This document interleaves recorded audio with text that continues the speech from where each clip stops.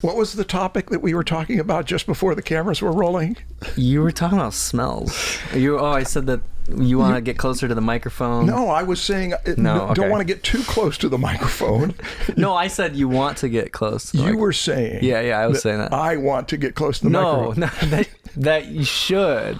These microphones are meant to be close to. Yeah. Marshall, So give us your sexy radio voice. yeah, let's do it. This is it. Holy shit. Oh my God. I experienced that live, people. Oh, yeah, it was just incredible. The vibrations in here. Well, let's see. Vibrations. I never smelled a smelt that smelled as bad as that smelt smell. You talking about me? I want you to join me. No, I'm not. I never smelled a smelt that smelled as bad as that smelt smell. What are you talking about, though? When you say smelt, do you mean a fish? I did not write that tongue twister.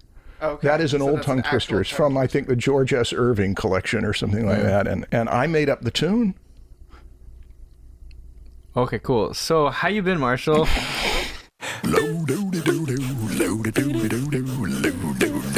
It's the Draftsmen show.